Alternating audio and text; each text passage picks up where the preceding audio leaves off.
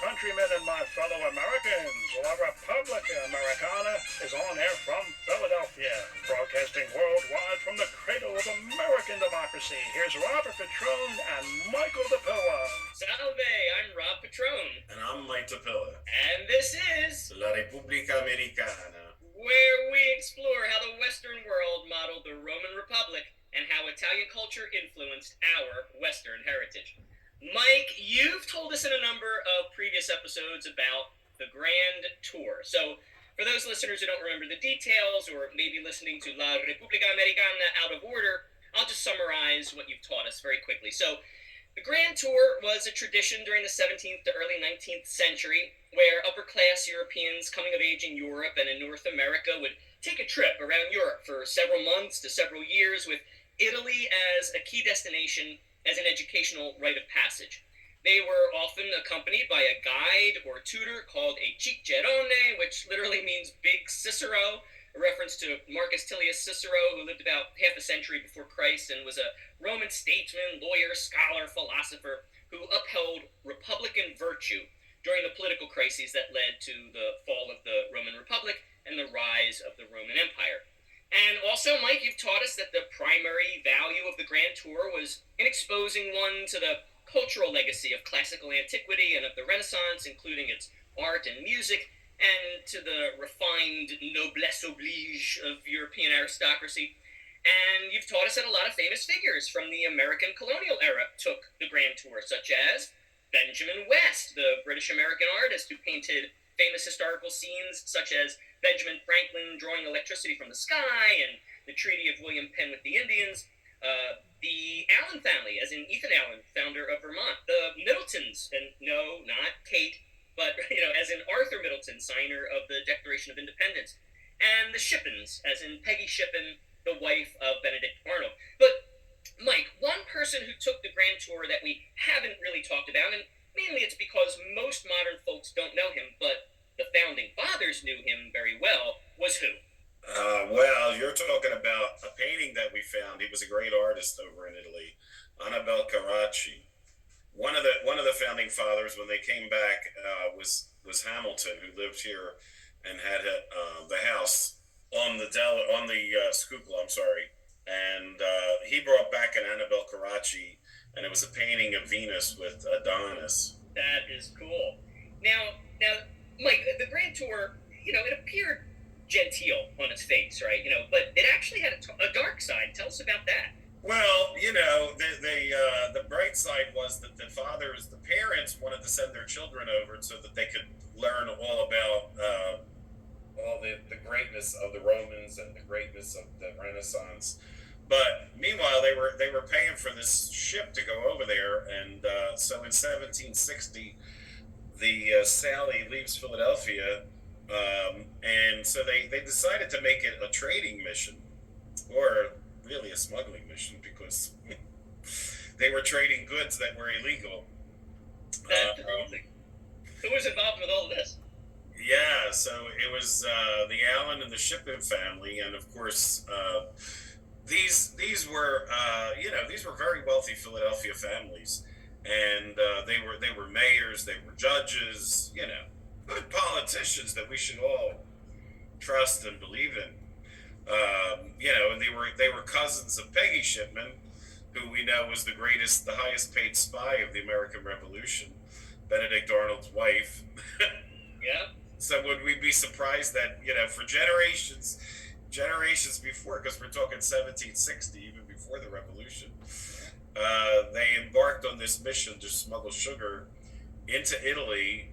And they had done it previously, interestingly, in 1748, but the war had come in, and they didn't really get that much. They were trying to recuperate some of the money they had lost on the previous venture. Isn't that something? So Joseph Shippen is running the smuggling operation. He's smuggling sugar into Italy, and he's using the Grand Tour as a cover for the sugar smuggling operation. Now, our listeners might be wondering, was it really necessary to smuggle sugar into Europe? Like, who the heck outlaws sugar? Well, in fact, smuggling operations arise not only when a commodity is outlawed as contraband, but also whenever there are high revenue duties or tariffs, which are special taxes imposed on foreign commodities. So, for example, on tea from England to Boston, silks from Asia, coffee from South America, tobacco and alcohol from pretty much anywhere, and sugar from the West Indies. So smuggling really is probably as old as the first tax or regulation on trade. In fact, in the 18th century, tea, tobacco, spices, silks, and spirits were smuggled into England in quantities exceeding those brought in legitimately. And in 18th century France, smuggling tobacco and salt in contravention of the tobacco monopoly and the exorbitant salt tax was widespread. And at that time, Britain had a strict mercantilist policy requiring its colonies to trade with the rest of the world only through the mother country. But thanks to American smugglers, it couldn't enforce it. By 1744, more than 40 vessels from the American colonies were trading directly with the Spanish Empire. So, yes, Americans were smuggling sugar into Italy and other locations in Europe, and Joseph Shippen was using the Grand Tour as a cover. And as a side, Mike, Joseph's relative Peggy and her husband Benedict Arnold, they lived right here in Philly, didn't they? Yeah, they lived right here at 4th and Bainbridge. So right in Queen Village. Oh man, and they built a mansion in Fairmount Park, right? There's something special about that. Yeah, so Peggy goes on to marry Benedict Arnold, and they build one of the many mansions of the wealthy. So in Philadelphia, like the southern cities, people wanted to get out of the heat of the downtown city. So they went and they built these mansions in places like what would become Fairmount Park. And they made use of our famous architectural Palladium window in this beautiful home. That's awesome. Yeah, just to remind our audience, because we've spoken about these before, they're also known as a Venetian window. This is like a large tripartite window with an arch at the top of the center window, and it's named after Andrea Palladio, who was a 16th century Italian architect in Renaissance Venice, and he's widely considered to be one of the most influential individuals in the history of architecture. So, will the influence of Italian culture on the rest of the Western world never cease? Fantastic. Now, back to this fascinating smuggling operation, Mike. In 1760, Joseph Shippen's family and the Allen family are carrying on this smuggling operation, and they took one of our aforementioned famous colonial Americans with them. Who was that? Yeah, so they decide to take the young Benjamin West, who was an aspiring artist, and of course he goes on to become one of the great painters of the American Revolution in colonial America. He wasn't really involved in the smuggling, nor were really the sons. They were just on the boat, and all this had been decided by letters to the merchants in Livorno, which they called Leghorn.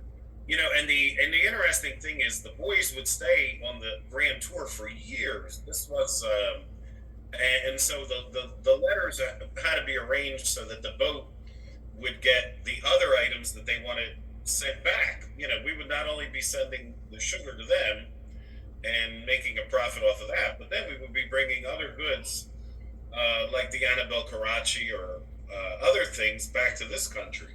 Yeah. So it's really interesting. So they brought back. Interestingly, they wrote that they wanted, of course, fine silks, because in 1760 we didn't have the silk factory hadn't opened yet in Philadelphia. But a few years later, we do open a silk factory on Market Street at 7th and Market, and we have an Italian that takes over as the maker of the silk here in Philadelphia. We took their macaroni and then we took their silk. Yeah.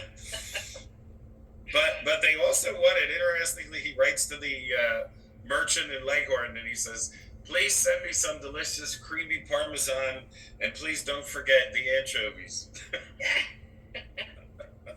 That's hilarious. Benjamin West, he's fascinating. He disembarks on this Grand Tour at like 22 years old, and he's a relatively unknown portrait painter at the time. But he goes over to Europe to study art, and as Mike said, he disembarks at Livorno or Leghorn, which is south of Pisa, and he travels through Tuscany to Rome, and he takes art lessons, and he painted a famous work that we haven't spoken about before. Which one is that? Yes, he paints a beautiful painting, Angelica Amadori, And this is like the last painting he paints when he's in Italy. By this point, he had circled all the way back up to Venice. Mhm. But then he leaves Italy and he goes on to London, and then he meets up with other people and he trains them. And other people, meaning other famous artists like Gilbert Stuart, who we all know painted the famous George Washington that's hanging in the National Portrait Gallery. So yeah, he goes on to become the trainer of other artists of this Italian style that he learned in his 3 years in Italy. That's awesome. Yeah, he goes on to learn from great European masters and carefully studying and really even copying the original works of the great Italian painters of the Renaissance, such as Tiziano Vecellai, also known more popularly as Titian. That's the guy who painted David and Goliath, the Annunciation of the Lord, the Entombment of Jesus. And West also copies the works of Raffaello Sanzio da Urbino, better known as Raphael, a contemporary of Leonardo da Vinci and Michelangelo. And Raphael painted St. George and the Dragon, the Holy Family, the Transfiguration, and so many other really great paintings. So after all of this study in 1769, while he's still in England, West is commissioned by King George III himself to paint the departure of Regulus from Rome. And this is a depiction of Roman consul and general Marcus Attilius Regulus departing Rome to fight the Carthaginians in the First Punic War. 3 years later, King George appointed West historical painter to the court, and he painted, among other things, many portraits of the royal family and a series of 8 large canvases showing episodes from the life of Edward III for St. George's Hall at Windsor Castle. Then he went on to paint all his famous paintings of the American Revolution and other Americana, and based on all these magnificent paintings, Benjamin West goes on to be called the American Raphael. So, Mike, as Benjamin West ships off on the smuggling ships, some other famous folks head out to meet them. Who might that be? So Mayor to be later Sam Powell, who was actually would later become the mayor in 1775 of Philadelphia, last mayor under British rule, and then of course he became the first mayor under the Republic of the United States. So he goes on and meets them in Italy, and also Charlestonians like the Izzards meet up with these people on their grand tour. So we have all these wealthy families meeting in Europe. Sam Powell was born in Philadelphia, went to the College of Philadelphia, which would later become the University of Penn, another great institution founded by Ben Franklin. And the fact that he was the last mayor of Philadelphia under the British rule and the first mayor of Philadelphia under the Republic doesn't sound at first to be so extraordinary. It's like, oh, well, yeah, he was just mayor when the government changed hands. But no, it's actually a little more interesting than that. So what happened was he served as the last mayor under British rule in 1775 to 1776 until the Pennsylvania Constitution abolished the office in 1776. That is to say, after the American Revolution began, the Commonwealth of Pennsylvania abolished the city government, including the office of mayor. And then after the formation of the Republic, the city and county of Philadelphia reinstituted the mayoral office later in 1789. So there's really like 10 years, more than 10 years, where there just was no city government, there was no mayoral office. And so after this decade of lapse, the Common Council again elects Samuel Powell to be Philadelphia's first mayor under the new republic. And I got to tell you, Mike, I wish the Commonwealth of Pennsylvania would abolish our current mayor, James Kenney, and then lock him in whatever storeroom he's hiding the Frank Rizzo statue in, or even better, let them build a box around him like he did to Christopher Columbus in Marconi Plaza. But I digress. So Samuel Powell, he leaves Philadelphia to meet with the Shippens. Did he leave Philadelphia alone, or did he have a travel? No, he left with another classmate, Dr. John Morgan, who, he becomes Doctor. He actually goes on to study, as part of the Grand Tour, to study medicine in Paris. And of course, he visited Italy as well. And in 1764 was elected to the Royal Academy of Surgery in Paris. And in 1765, the College of Physicians of Edinburgh in London.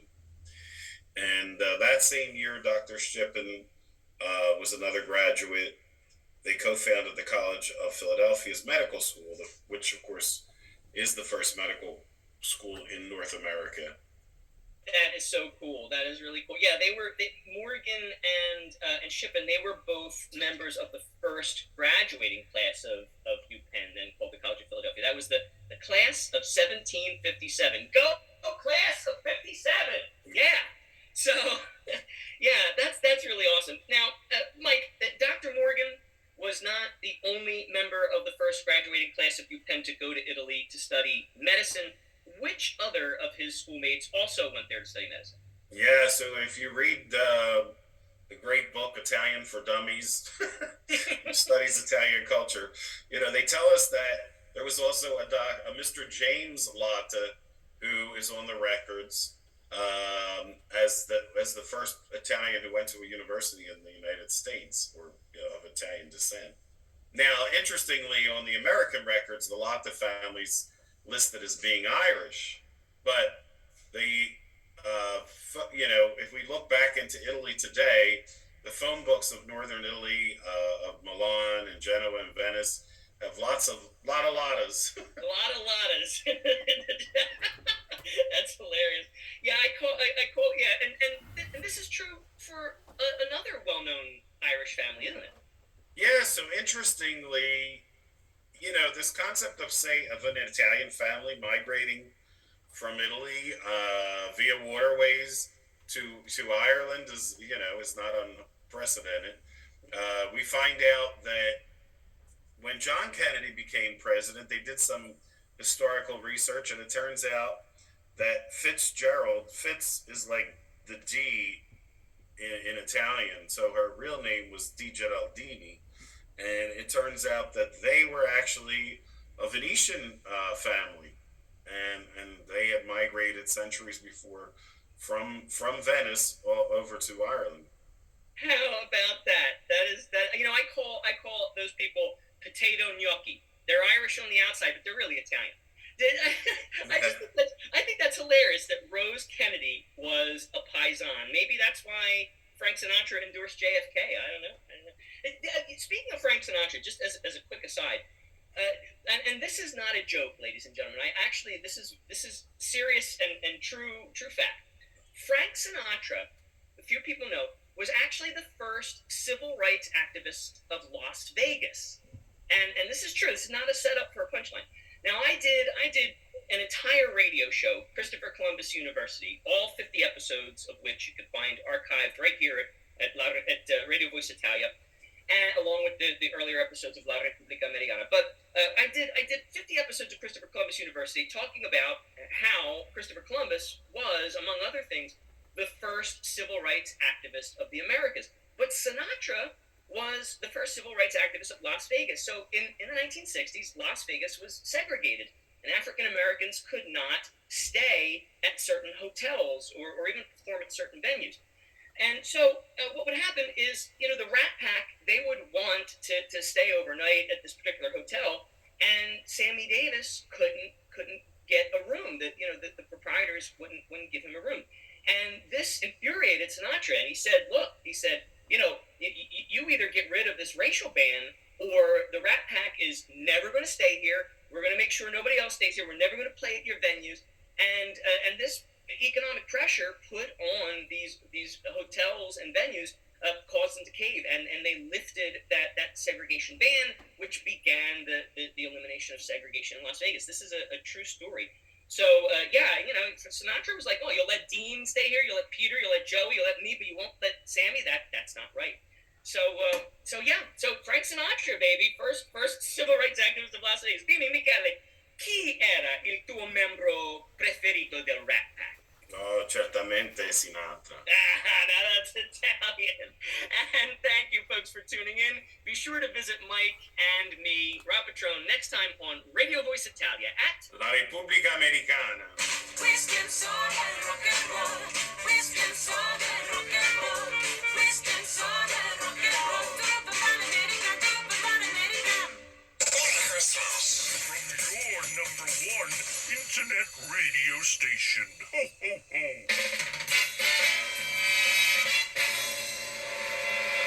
Radio Voice Italia. Philadelphia.